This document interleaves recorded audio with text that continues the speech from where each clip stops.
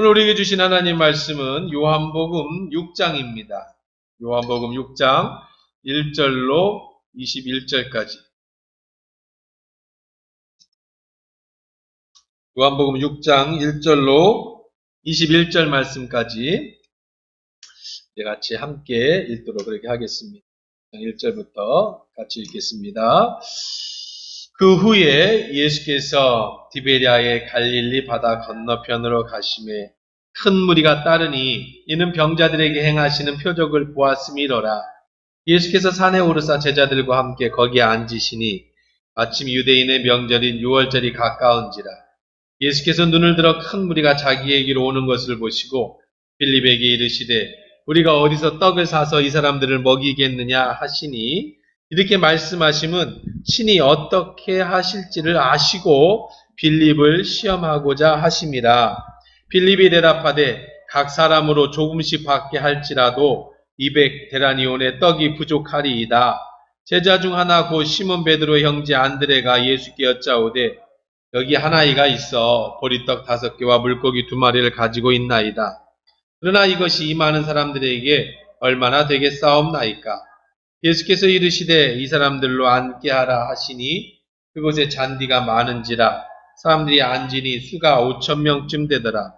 예수께서 떡을 가져 축사하신 후 앉아있는 자들에게 나누어 주시고 물고기도 그렇게 그들의 원대로 주시니라. 그들이 배부른 후에 예수께서 제자들에게 이르시되 남은 조각을 거두고 버리는 것이 없게 하라 하시므로 이에 거두니 보리떡 5개로 먹고 남은 조각이 12바구니에 찼더라. 그 사람이 예수께서 행하신 이 표적을 보고 말하되 이는 참으로 세상에 오실 그 선지자라 하더라.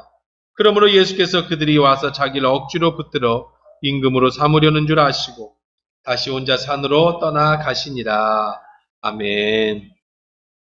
좋으신 하나님, 이 시간에 말씀드리려고 합니다. 하나님의 말씀으로 들려지는 은혜의 시간 되기에 축복하여 주옵소서.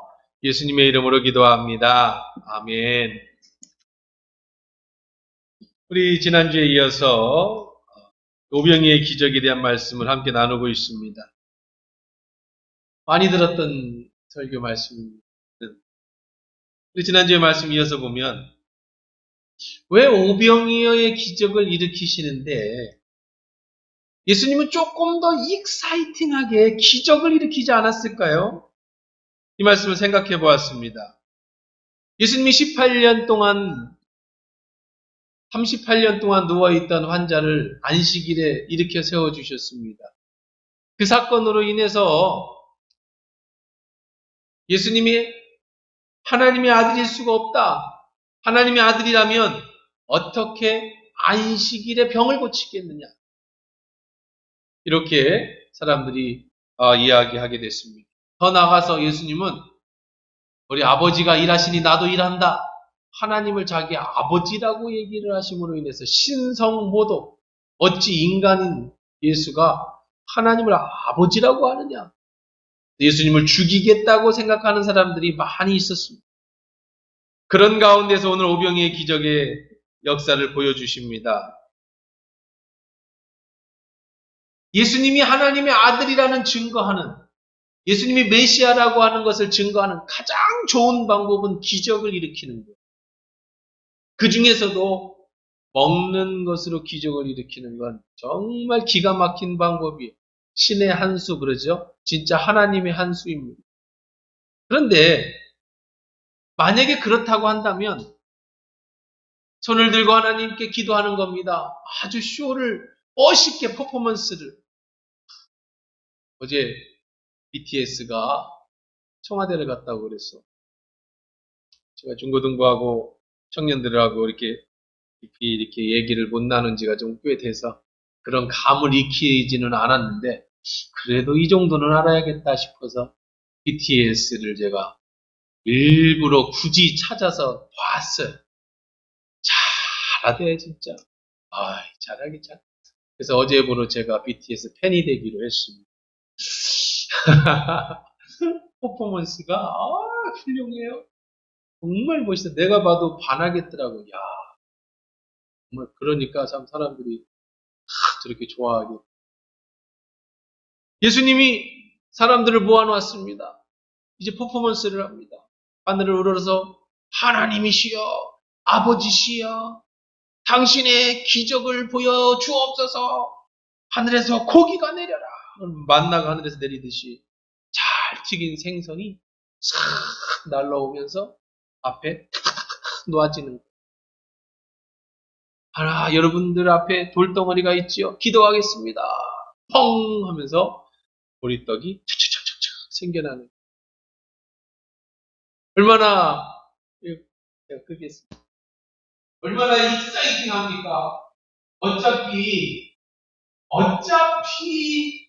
이런 기적을 일으키실 것 같으면 이런 멋있는 모습을 보면 사람들이 저분이 하나님의 아들이었다, 저분이 메시였다 원할 거고 예수님을 죽이겠다고 하는 사람들이 다 도리어 사람들이 그 사람들을 잡아다 죽일지도 모르겠어요.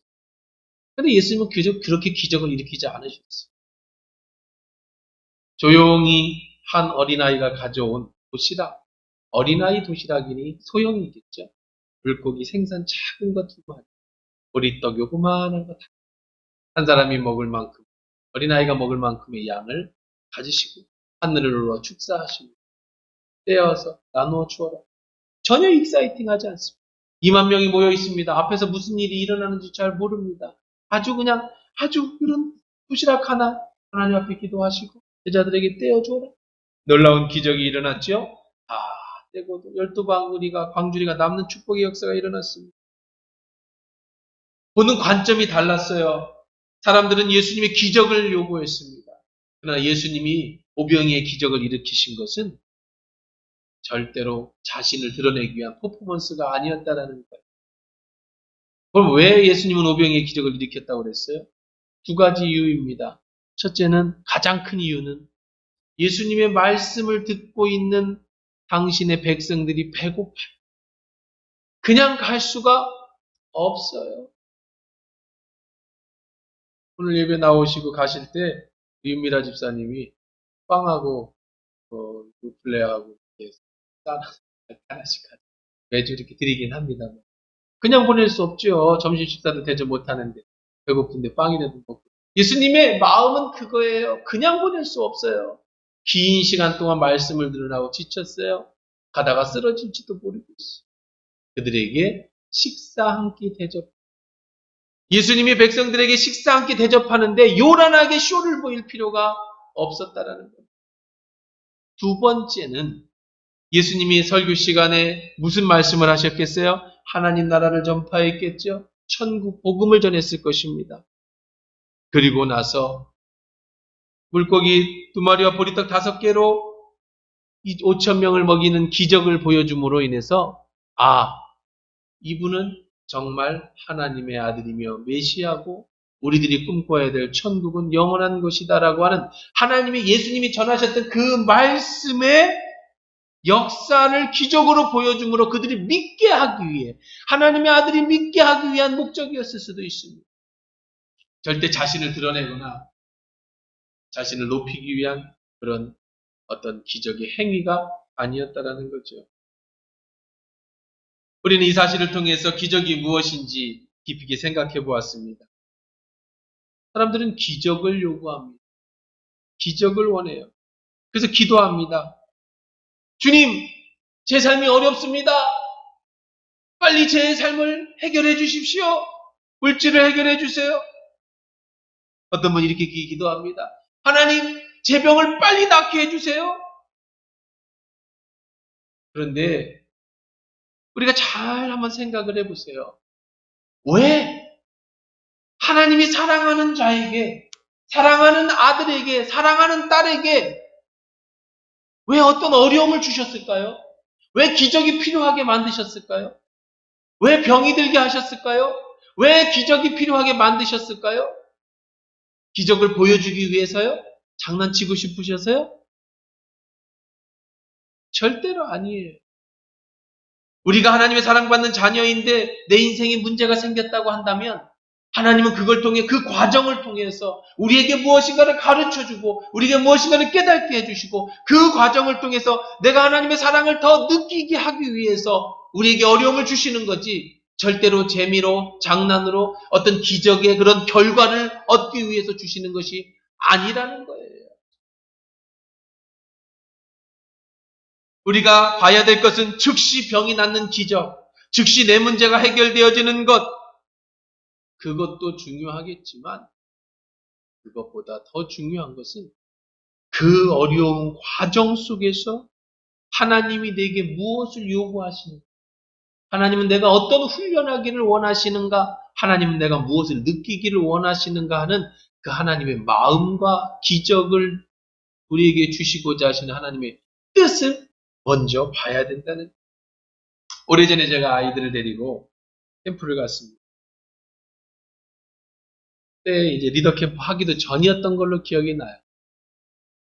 캠프가 끝났습니다. 항상 같듯이 저희는 캠프를 가면 이제 며칠간 어떤 장소를 빌려서 캠프를 하고 마지막 날은 물놀이를 갑니다. 여름 캠프 같은. 그럼 저는 이제 일찍 와요. 전사님한테 맡기고. 또 그날은 전주에 개척 예배를 드리는 교회가 있어서 그 교회를 참석해야 되기도 해서 제가 이제 우리 아이들이 어렸을 때, 아기 때 2명하고 제 아내하고 집사님 한 분도 일찍 가셔야 된다고 해서 이제 같이 시골에서 전주로 나오기로 됐습니다. 그때 제가 타고 있던 차가 세피아, 아주 오래된 구형 세피아였어요. 오래전 얘기죠. 오전 예배를 다 마치고 아침 식사를 하고 한 10시, 11시 때쯤 해서 이제 아이들이 이제 보내고 나가려고 아이들은 다 물놀이로 갔고 저희들이 이제 전주로 오려고 차를 열었습니다. 이제 그 당시에는 이렇게 리모컨, 타제 리모컨 띡 누르면 탁 하고 이제 문이 열리기도 하고 시동도 걸어놓고 뭐 그런 시절이 있었어요. 지금은 이제 공회전 금지법 때문에. 옛날에는 그냥 미리 시동도 걸어놓고 리모컨으로 하던 시절이었죠. 근데 눌렀는데 시동이 안 걸리는 거야. 미리 에어컨을 좀 틀어놓고 하려고 했는데. 그래서 차문을 열렸더니 차문도 안 열려요. 리모컨이 고장났나? 그래서 차 키를 빼서 차 키로 돌리는데 차가 안 열립니다. 이거 뭐지? 전주로 가야 되는데. 그래서 한참을 고민하고 있습니다. 날은 점점 뜨거워집니다. 전주는 가야 되는데 차문이 안 열려요. 아마도 더위를 먹어서 차가 그런 것 같아요. 그때는 긴급 출동도 없습니다. 뭐 카센터 연락해서 올 수 있는 상황도 아니에요. 뭐 캠프장까지 올라오면은 또 시골이라서 예배는 참석해야 되고 가기는 가야겠고 아기는 어리고 지금 떠나긴 해야 되는데 차문은 안 열리고 이때 문이 열리는 기적이 필요했습니다. 물론 안 열리도 어떻게든 열렸겠죠. 그때 옆에 있던 집사님이 이렇게 말해요. 기도해봐요. 기도하면 차문이 열릴지 모르잖아요.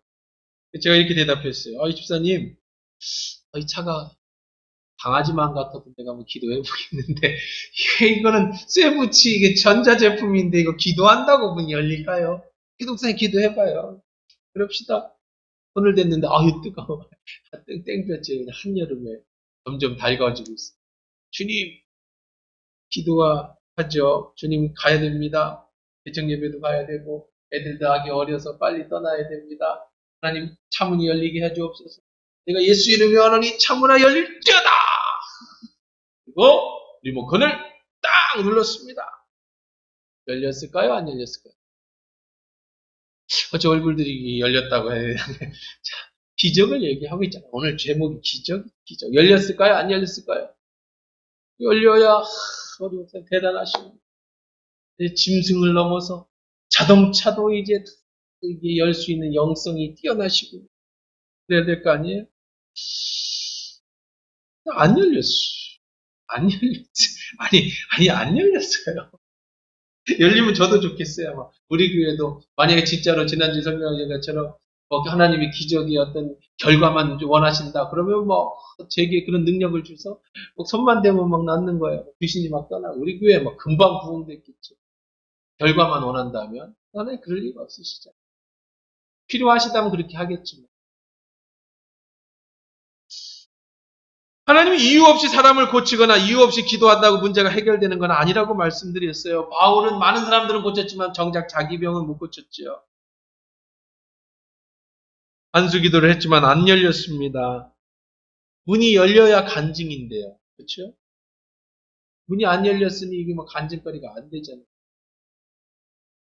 그럼 하나님이 내 기도 안 들어주신 걸까요? 근데 순간 그 캠프장에 관리 집사님이 지나가시다가 왜 안 가고 계세요? 이 차문이 안 열려요. 그래요. 그러니 그분이 옆에서 물호수를 가지고 오더니 차에다가 물을 확 한참을 뿌려요. 차가 막 지글지글 막 열기가 물이 나오고 그 본네트에 무슨 찬물을 뿌리니까 한참 후에 눌러보세요. 딱 눌러보니까 벌커덩하고 차문이 열리는 겁니다. 제가 손을 얹고 기도하면 차문이 열렸으면 참 좋았을 것 같은데 목사님 능력 있다고 말할 것 같은데 근데 그때는 안 열리고 물을 뿌렸더니 차문이 열렸어요. 자, 그러면 하나님이 차문을 안 열어주신 겁니까? 그건 기적이 아닙니까? 기적이 꼭 손을 얹고 기도했더니 차문이 열리는 것이 기적이고 물을 뿌렸더니 차문이 열리는 것은 기적이 아닐까요? 한번 생각해 보세요. 차가 시원해지니까 차문이 열렸어요. 캠프장에 오래전 카센터를 하셨던 분이 잣대를 가지고 어떤 기구를 열어서 열을 수도 있었을 것이고 카센터에서 시간을 기다렸더니 와서 열어줄 수도 있고요. 전문가가 열어줄 수도 있고요. 정 안 되면 급하면 제가 유리창을 뒷문 유리창이라도 하나 깨고 열 수도 있었겠고요. 시간이 있으면 제가 집에 갔다 와 저녁에 열 수도 있었겠지요. 그건 언젠가는 열렸을 거예요. 뭐 죽고 사는 문제는 아니니까. 그런데 제가 기도하면 차문이 열리고 물을 뿌려서 열면 그거는 기적인가요? 아닌가요? 그건 하나님이 하신 게 아닌가요? 아닙니다. 하나님이 하시는 방법은 여러 가지가 있어요. 저는 하나님께 감사했습니다. 기도해서 열리지 않았지만 이 뜨거운 한날 펄펄 끓는 차 옆에서 오랜 시간 아이들도 어린데 나를 버려두지 않고 차 문이 열게 해주신 하나님께 감사했어요. 이것도 하나님의 방법이에요. 이것도 기도의 응답입니다. 2층 좀 조용히 해라. 이원 방송으로 영어로 하든지 아니면은 그 통역하는 것처럼 다 들리게 한국말로 하지 마. 자, 그래요. 자, 여러분, 저 이제 이 차를 타고 시동을 걸고 전주로 왔습니다. 에어컨을 끌고 오는데, 뭐가 그렇게 시끄러워? 야, 2층! 조용히 하라고. 그렇지? 응. 자, 아들이에요? 괜찮아? 자, 그래서, 자, 어쨌든, 오고 있는데, 에어컨을 틀고 오고 있는데, 자꾸 에어컨이 꺼져요. 차가 낡았어요. 꺼지면 막 뜨거운 바람이 나면 또 끕니다. 너무 날이 더우니까 또 와요. 또 너무 더워서 또 에어컨을 끄면 또 켜집니다. 딱 켰다를 반복하는데 고속버스 사거리 터미널 사거리에 딱 왔는데 차가 한복판에서 차가 부드득 하더니 시동이 꺼져. 큰 사고. 뒤에서 큰 트럭이라도 와서 받았어요. 죽을 수도 있는 상황이 애기까지. 얼마나 놀랐겠어. 꺼지니까 시동을 다시 막 켰죠. 또 시동이 켜집니다. 조금 나왔어요. 또 얼마나 감사했는지 몰라요. 하나님 죽을 뻔했습니다. 시동이 또 꺼져요. 근데 또 큰 길 가니까 이거 차를 견인차도 부르면 또 돈도 많이 들고 복잡하잖아요. 카센터가 가까운 데 있으면 좋겠는데 또 시동을 키니까 또 티시카드 또 시동이 걸려요. 그래서 작은 골목으로 가서 큰 길가에 세워놓으면 안 되니까 작은 골목에다 착 시동을 딱 틀었는데 시동이 또 꺼져요. 이제는 안 켜져요. 내리막이었습니다. 쭉 내리가 거기 2차로예요. 거기를 막고 있으면 더 큰 문제. 2차로가 고장난 차가 있으면 또 그것도 문제예요. 그래 이거 아이고 어떻게 하나 했는데 마지막에 차가 그냥 시동이 꺼져서 딱 섰는데 어디 딱 섰느냐 하면 카센터 이름도 안 잊어버려요. 성실 카센터. 성실 카센터 문 앞에.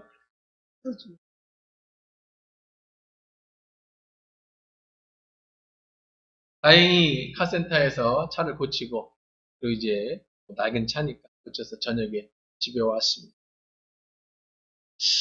저는 그날 저녁에 집에 도착해서 하나님 앞에 감사 기도를 했어요. 얼마나 감사한지. 차 문이 열린 것도 감사하죠. 오는 중간에 차가 안 멈춘 것도 감사했죠. 큰 사거리에서 멈췄지만 시동이 다시 켜져서 그것도 감사했죠. 골목에 들어갔는데 쫙 차가 멈춰 선 곳이 카센터라서 감사했죠. 만약에 차가 땡볕에 대로변에 멈췄다면 아이고 이 애들 데리고 어떻게 할 뻔했어. 시골 대로변에서 너무 좀. 근데 한번 생각을 해보세요. 그날 저녁에 저는 크게 감사했어요. 근데 생각해 보십시다. 만약에 거꾸로 돌아가서 그날 아침에 아침을 맛있게 먹고 차 시동을 띡 눌렀는데 딱 걸렸어요. 에어컨이 시원하게 미리 차를 시원하게 해놨습니다. 가자 차 문을 열었습니다. 아내가 시원하게 에어컨이 틀어져 있습니다. 지사님도 타고 제 아내도 타고 애들도 탔습니다. 이제 전주까지 왔습니다. 아무 문제가 없어요. 지사님 집에 모셔다 드리고 또 아이들 집에 데려다주고 제가 개척교회 예배 드렸습니다. 저녁에 집에 돌아왔습니다. 아무 문제가 없다고 생각해요. 똑같이 집에 돌아왔어요. 제가 감사를 그렇게 했었을까요? 그렇게 크게 감사했었을까요? 아마 안 했을 겁니다. 그냥 하나님 감사합니다 정도로 끝냈겠죠. 왜? 똑같은 하루인데 그런 어려움을 다 겪고 집에 들어오면 감사하고 어려움이 없이 하루를 잘 보내고 온 그날은 왜 감사를 못할까요? 병에 걸려서 낳고 차사고 속에서 살아나고 안수에서 차문이 열리고 그러면 그것이 하나님의 기적이고 은혜고 여러분이 오늘 그냥 평안하게 하루를 보냈다면 그것은 기적이 아니고 그것은 은혜가 아닙니까? 사람들은 이상하죠. 지난주에 설교한 것처럼 화장실에 선교사가 들어갔다가 기도하고 나왔더니 거기가 아프리카였다. 그 기적이라고 하고 동네방네 사방팔방 죽을 때까지 간증하고 다녔을 겁니다. 그런데 선교사를 가겠다는 마음을 먹었을 때 어떤 분이 찾아와서 선교사님 선교하는데 쓰십시오 하고 비용을 주셨고 그걸로 비행기표를 샀고 그걸로 안전하게 아프리카에 도착했고 그래서 아프리카에 갔다면 그건 기적이 아닌가요? 그건 하나님이 하신 일이 아니에요? 그렇게 생각한다면 여러분이 이 자리에 앉아서 오늘 예배를 드릴 수 있다는 것 오늘 이 자리에서 살아계신 하나님을 찬송하고 증거할 수 있다는 것, 오늘 이 말씀을 듣고 있었다는 건 바로 여러분들이 기적의 주인공들인 줄 믿습니다. 이렇게 앉아서 하나님 말씀을 듣고 있는 것이 바로 기적. 제가 다른 분들을 위해서 축복 기도할 때, 혹은 환자를 위해서 기도해 줄 때 빼먹지 말고 제일 먼저 하는 기도가 항상 하는 기도, 하나님. 지금까지 지켜주시고 인도해 주신 것이 하나님의 크신 은혜입니다. 앞으로도 지금까지 또한 지켜주실 것을 믿습니다. 소화가 늘 안 되다가 기도하고 하나님 은혜로 소화가 잘 돼서 이제 밥 먹어도 편안하면 하나님 앞에 감사해요. 근데 원래부터 안 아팠고 밥 먹으면 늘 편안한 사람은 왜 하나님 앞에 감사하지 못합니까? 꼭 사고와 사건이 터지고 나야 우리는 감사하나요? 그래야 기적이 일어나야 하나님이 살아계신 건가요? 지금까지 인도해 주신 하나님은 사건, 사고 속에서 날 건져주신 하나님보다 더 크신 하나님이신 거예요. 이게 다 하나님의 은혜예요. 지금 병이 낫는 것, 지금 축복이 임하는 것 다 중요합니다. 근데 진짜 감사할 것은 하나님이 지금까지 함께 해주셔서 내가 여기까지 살아있음에 감사하고 지금까지 인도받았음에 감사하고 여기까지 내가 있는 것에 감사하고 암병이 들어서 하나님 나만 고쳐주시면 제 재산의 절반을 주님께 드리고 나의 남은 인생은 주님을 위해서 교회를 위해서 헌신하며 살겠습니다. 그럼 정말로 그 사람이 암병에서 살아나고 그래서 자기 재산을 전부 하나님 앞에 반을 드리고 그래서 남은 인생을 주님 앞에 헌신했다면 그 사람은 행복한 사람이고 축복의 사람입니까? 처음부터 건강할 때부터 하나님 앞에 삶을 다 드린 사람은 그 사람은요. 꼭 암병이 걸려야 정신이 차리고 꼭 사고가 터져야 하나님은 살아계신 건가요? 진짜 행복한 사람은 누굽니까? 진짜 축복받은 사람은 누굽니까? 진짜 기적의 주인공은 누굽니까? 암병에 안 걸린 사람이 진짜 주인공이고 축복이고 그 사람이 바로 기적의 주인공인 거예요. 건강할 때 주님이 원하시면 내 목숨까지 드릴 수 있겠다고 고백하는 그 사람이 진짜 고백이고 그것이 진짜 축복이고 그 사람이 진짜 헌신인 거예요. 만약에 하나님이 그렇게 사랑을 하신다면 우리는 날마다 어려운 인생을 살 수밖에 없어요. 매일 어려움을 당해야 돼. 매일 고난을 당해야 돼. 그때마다 하나님이 살아계시다고 증거하고 그때마다 하나님을 감사할 수 있다는 말입니다. 여러분, 그렇다면 행복이라는 것도 한번 생각해 보세요. 행복의 기준이 뭐예요? 뭐가 행복한 겁니까? 남들보다 돈을 좀 더 많이 벌면 나는 행복할 것 같아요. 남들보다 조금 더 건강하면 행복할 것 같아요. 남들보다 조금 더 많이 배우면 행복할 것 같아요. 사람들은요, 자꾸 행복의 조건을 다른 사람하고 비교해요. 나는 저 사람보다 못 배워서 불행하고, 나는 저 사람보다 못 벌어서 불행하고, 나는 저 사람보다 덜 건강해서 불행하고, 저 집 아들은 서울대학 가고 잘 됐는데 우리 집 아들은 형편 없으니까 불행하고, 전부 다른 사람하고 비교하면서 반대로 나보다 못난 사람을 보면 나는 쟤보다 더 나으니까 행복하고, 나는 쟤보다 돈을 더 많이 버니까 행복하고, 나는 쟤보다 많이 배웠으니까 행복하고, 그러면서 교만해지고. 이거는 행복이 아니에요. 행복의 기준이 그렇게 남과 비교하면서 오르락 내리락 하는 건 진짜 행복이 아니에요.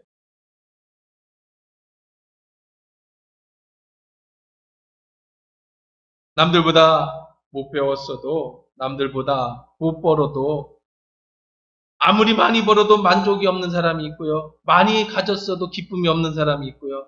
아무리 많이 배웠어도 무식한 인생을 사는 사람이 있지만, 남들보다 못 가졌어도 남들보다 부족해도 매일매일 삶이 감사하고 매일매일 삶이 하나님의 은혜로 생각하고 내 삶이 내가 삶의 기적의 주인공이라고 생각하는 사람은 그 사람은 그냥 그 삶이 행복한 거예요. 여러분 일상이 기적이고 일상이 행복이고 일상이 감사고 일상이 축복인 것을 잊지 않고 살아가는 저와 여러분들에게 주의 이름을 축원합니다. 감사를 잃어버리면 내 입에서 원망이 나고 감사를 잃어버리면 내 입에서 불평이 나고 오늘 삶, 우리 생활 속에서 하나님의 도우심을 받고 기도할 수 있음에 감사하고요.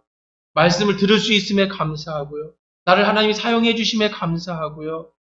내가 오늘 이렇게 예배 드릴 수 있음에 감사하고요. 내가 오늘 아침에 일어나서 숨을 쉴 수 있음에 감사하고요.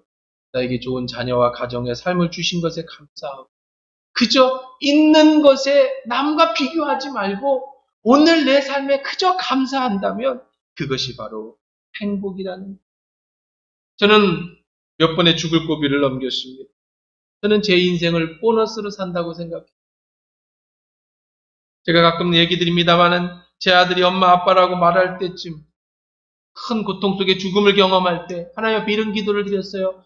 우리 아들하고 진지하게 대화할 수 있는 엄마 아빠하고 얘기할 수 있는 나이 정도까지만 살았으면 좋겠습니다. 제 꿈은 아마 애들이 유치원 정도 가서 얘기할 정도. 근데 요즘 우리 아들하고 싸울 정도로 이제 애가 많이 컸어. 자기 인생 자기가 찾아가겠다고 할 정도로 컸어. 그러니 지금까지의 삶이 다 보너스 아닙니까? 앞으로 삶이 다 보너스 아닙니까? 그럼 내가 잃어버릴 게 뭐가 있어요? 모든 것이 보너스입니다. 오늘 하나님 날 데려가신다 할지라도 나는 오늘까지 잘 사는 건데요. 그럼 이 모든 것이 감사해요. 이 모든 것이 축복이에요.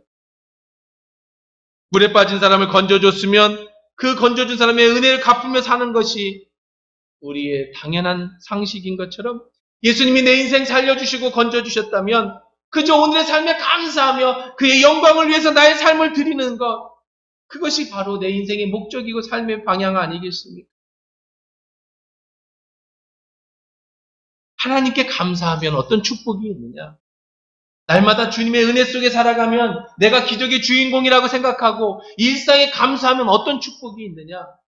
하나님은 절대 여러분에게 어려움을 주시지 않습니다. 기적을 일으킬 만한 일을 만들지 않으세요. 여러분이 사랑하는 아들이 사랑하는 딸이 잘하고 있는데 매드는 아버지가 어디 있어요? 날마다 행복하죠. 날마다 하나님의 사랑을 받으며 기쁘죠. 날마다 즐겁습니다. 날마다 만족합니다. 언제까지요? 하나님 나라에. 그때까지 행복하게 살 수 있어요. 매일매일 안정과 평안의 기적을 보여주십니다. 매일매일 삶에 감사하셔야 돼요. 오늘 삶에 감사하셔야 돼요. 나의 인생이 기적이라는 것을 인정하고 사셔야 돼요. 내 삶이 주님 앞에 온전하게 드려지며 주님을 기쁘시게 하는 삶을 여러분의 삶의 목적으로 맞추셔야 됩니다. 그러면 천국 갈 때까지 안전하게 하나님 지켜주세요. 꼭 사건, 사고가 터지고 기적이 필요한 게 아니에요. 우리의 인생은. 우리에게 필요한 건 매일매일 삶에서 하나님이 주시는 축복을 누리며 사는 거예요. 기적을 쫓아다니는 인생은 피곤합니다. 익사이팅한 인생을 사는 것은 어렵습니다. 우리의 삶 자체가 기적이라는 것을 알고 사실을 인정하고 주님이 절대 나를 버리지 않을 것이라는 사실을 분명히 믿고 나의 매일매일 삶에 날 사랑해 주시고 날 지켜주신 하나님의 은혜를 체험하고 그렇게 살아간다면 여러분이 바로 기적의 주인공이고 여러분 삶 자체가 바로 기적이라는 겁니다. 요즘 코로나19로 사람들 많이 힘들어합니다. 우리 믿는 사람들뿐만 아니라 안 믿는 사람들도 다 죽을 맛이죠. 코로나 블루라고 우울증이 심해졌다고 합니다. 그러나 우리는 다르게 생각해 보세요. 오늘 말씀을 적용해 보세요. 이 전염병이 있기 전에 우리는 어떻게 살았던가? 일상에 감사하며 살았던가? 예배에 감사하며 살았던가? 오늘 우리는 3부 예배를 드립니다. 우리 같은 작은 교회에서 7시, 9시, 11시 예배를 드립니다. 그 전에 우리가 9시, 11시 예배 드릴 때 마음껏 나오고 싶을 때 나와서 마음껏 찬양하고 마음껏 통성으로 기도하고 식사 마음껏 먹고 오후 예배까지 혹은 목장 예배로 혹은 여러분들이 금요 기도회로 마음껏 예배하던 그때 우리는 그때 얼마나 하나님 앞에 감사하면서 우리의 예배가 얼마나 하나님의 축복이었고 우리 그렇게 살았던 게 얼마나 큰 기적이었던가. 우리는 이 고난을 통해서 깨닫게 되는 거예요. 그렇다면 오늘 코로나19 이 시대를 맞는 우리들은 어떤 자세가 달라지겠어요?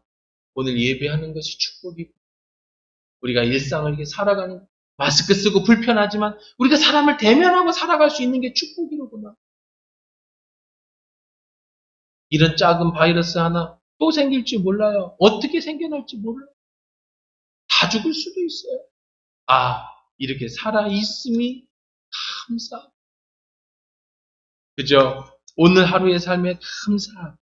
오늘 예배할 수 있음에 감사하고 날마다 내가 살아있음이 기적이라는 것을 느끼며 천국 가는 날까지 주님의 도우심과 보호하심 아래 살아갈 수 있는 저와 여러분 되기를 주의 이름으로 축원합니다.